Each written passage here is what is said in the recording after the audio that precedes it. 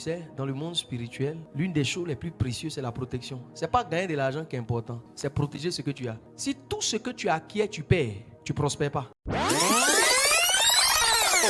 La présence de Dieu qui est sur toi là, c'est pas suffisant. C'est pour ça que tu peux posséder quelque chose et puis dans le règne spirituel, quelqu'un peut rentrer pour arracher. Un seul mauvais rêve peut gâter ton entretien que tu t'en as fait la semaine prochaine. Tu n'es pas protégé. C'est pour ça que tu peux être assis comme ça et puis quelqu'un doit faire quelque chose pour toi et puis tu sens que le cœur de la personne est en train de changer. C'est parce qu'il n'y a pas de protection. C'est-à-dire que le degré de la présence de Dieu qui est sur ta vie là, ça ne couvre pas l'entièreté de ta vie. Quelqu'un peut rentrer, il peut modifier ta vie, modifier tes rendez-vous, modifier tes rapports, modifier ta santé. On peut rentrer comme ça, changer le cœur de quelqu'un qui est à côté de toi et la personne peut se lever comme ça contre toi. C'est un signe que tu n'es pas protégé. Mais quand tu n'es pas protégé, ça peut être une désignation que la présence de Dieu qui repose sur toi est faible. C'est comme si tu as au moins 15 bâtiments et puis tu as un seul gardien pour les 15 bâtiments. Il y a un gardien effectivement, mais la sécurité n'est pas suffisante pour la possession et les acquis. Et il y a plein d'entre vous ici, vous n'êtes pas protégés. Quand les gens vont pratiquer certaines pratiques spirituelles, et ça c'est un monsieur qui m'a appris ça, dans un certain pays, il n'est pas très chrétien, il était allé me questionner pour que je prie pour lui par rapport à des situations qu'il avait vécues.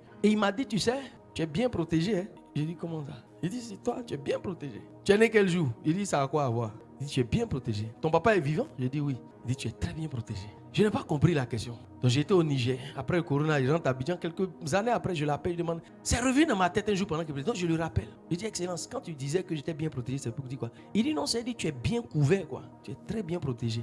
J'ai dit, mais c'est pour, tu veux me dire quoi quand tu dis je suis bien protégé?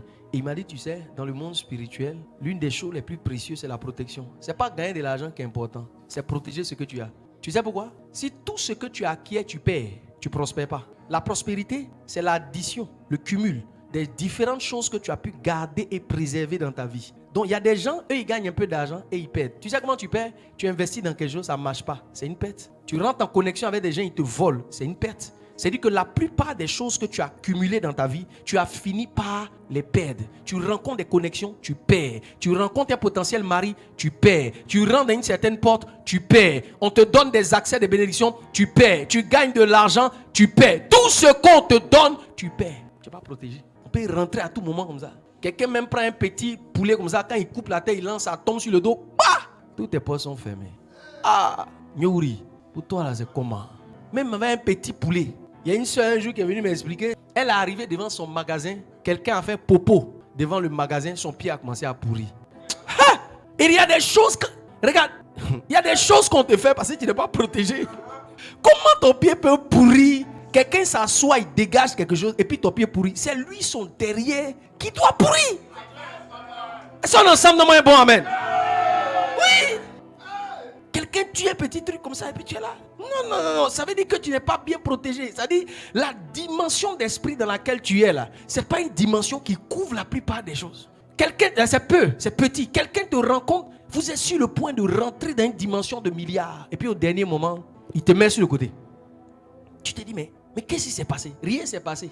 Ils ont accès. Tu sais, quand dans le règne spirituel, la présence de Dieu sur ta vie n'est pas très suffisante, on te contrôle à distance. Écoute-moi très bien. Dans le règne spirituel, dans le domaine de la destinée et de la vie, dans le domaine du sacré, dans les mystères de Dieu, la protection est l'une des choses les plus puissantes. Les anges les plus élevés dans le royaume de Dieu, ce sont des chérubins. Les chérubins, ce sont des anges protecteurs que Dieu a nommés pour entourer son trône. Yes. La protection est l'une des choses les plus importantes. Quand tu vas dans un état et tu dois prendre 3 choses importantes en dehors de l'économie, l'une des 3 choses les plus importantes, c'est la protection et la sécurité. Aujourd'hui, quand vous regardez les guerres, tout est question de sécurité. L'hégémonie des royaumes et aujourd'hui des démocraties repose sur la puissance de la sécurité, la puissance nucléaire. Si un homme n'a pas une certaine dimension de la présence de Dieu, il ne peut pas posséder certaines choses. Ce n'est pas possible. Et je vais t'expliquer ce que j'appelle la protection. Tu sais, l'une des raisons pour lesquelles tu peux rentrer en contact avec une personne qui est sur le point de te faire beaucoup de bien. Et puis la personne disparaît du jour au lendemain. C'est parce que tes relations ne sont pas protégées.